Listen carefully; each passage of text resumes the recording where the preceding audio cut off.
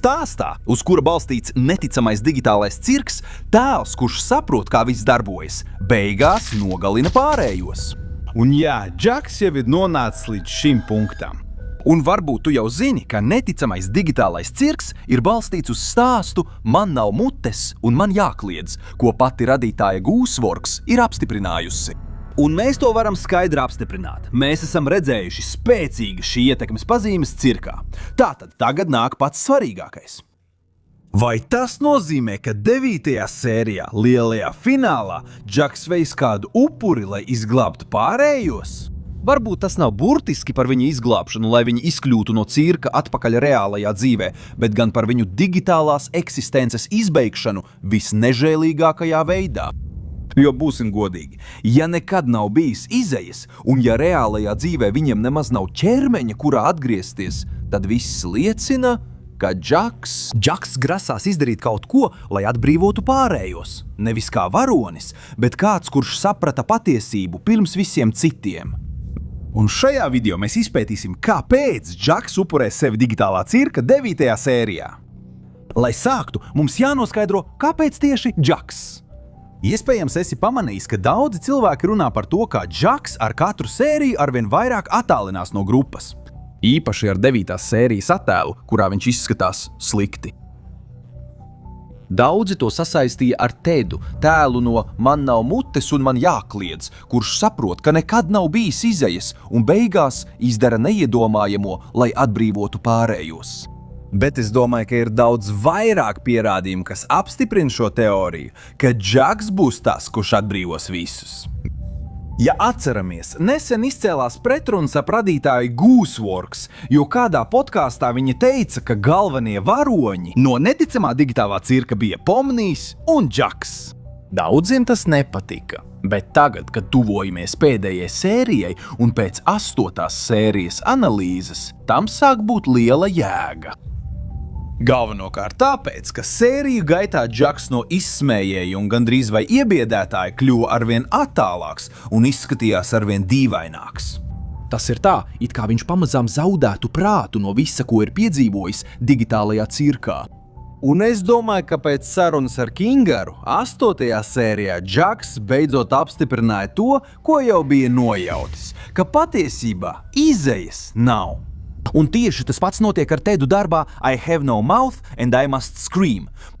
Laikam ejot, Teds saprot, ka mākslīgais intelekts, kas viņus tur gūstā, visu maina, liek viņiem pastāvīgi ciest un neļauj nomirt. Pēc visa, ko viņi piedzīvo, Teds nonāk pie vienkārša secinājuma. Vienīgais veids, kā izbēgt, ir nomirt.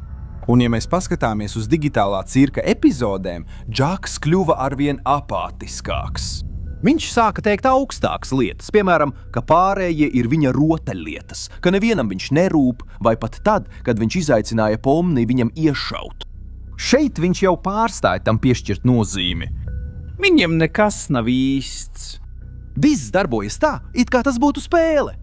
Un to neesam pamanījuši tikai mēs.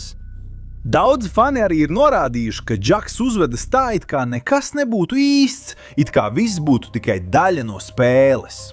Arī jaunākajās sērijās mēs redzējām, ka viņš patiešām atceras savus draugus un ka dziļi sirdī viņam joprojām ir emocijas. Bet tas ir svarīgi, jo tas maina kontekstu. Jo šī attieksme nav tikai tāpēc, ka viņš neko nejūt, bet gan tāpēc, ka visticamāk viņš jau zināja, kas notiek un nevēlējās to pieņemt. Ir pat iespējams, ka viņš par to runāja ar citiem tēliem pirms tie abstrahējās, un ka šī pieredze viņam palika kā mācība. Un ir arī kas ļoti svarīgs.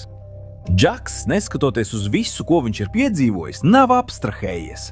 Pat pēc tam, kad dzirdēja, ko teica Kingers, tātad, ja mēs jau esam redzējuši viņu uz abstrahēšanās robežas, kāpēc viņš to nav izdarījis? Pat pēc tam, kad dzirdēja to, ko viņam bija visgrūtāk pieņemt.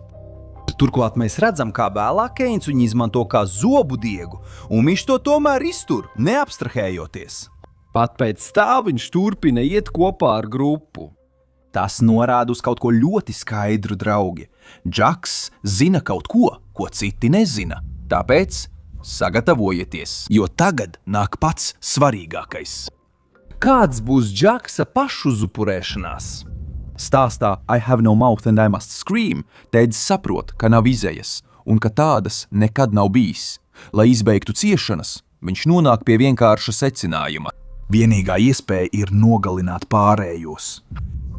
Jo mākslīgais intelekts viņiem neļauj nomirt un uztur viņus dzīvus, lai mocītu viņus mūžīgi. Kad mākslīgais intelekts kļūdās, tēdzis visus ļoti ātri nogalina. Un ar to, teorētiski, viņš viņus atbrīvo. Bet viņš paliek. Un kad intelekts saprot, ko viņš izdarīja, tas viņu soda. Tas viņu pārvērš par būtni, kas nevar ne runāt, ne kustēties, un atstāja viņu ciešot tā uz visiem laikiem. Tāpēc tēvs kļūst arvien vēsāks un loģiskāks. Viņš ir tas, kurš beigās pieņem vissvarīgākos lēmumus. Kaut kas līdzīgs Džaksam. Atšķirība ir tāda, ka Džaks turas vairāk saurup. Viņš kļuva vēsāks un izvēlējās pabūt savrup, lai padomātu. Un 8. sērijā, kad viņi runāja ar Kingeru, viņš bija pirmais, kurš teica, ka novērsīs Keina uzmanību, lai viņš viņus nedzirdētu. Un tas nav nejauši. Džaks jau rīkojas kā kāds, kurš zina, ka viņam ir jādara kaut kas. Tātad, ja mēs salīdzinām šo stāstu ar spēles stāstu, jautājums ir skaidrs.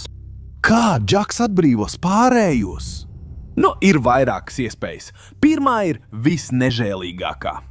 Un tā visvairāk līdzinās oriģinālajam stāstam. Džaks varētu atrast veidu, kā panākt, lai tēli pārstāj eksistēt. Varbūt liekot viņiem nonākt abstrakcijā. Starp citu, jau no paša sākuma pilota epizodē pastāvēja teorija, ka abstrakcija ir vienīgā izeja. Vēl viena iespēja ir Keina birojā.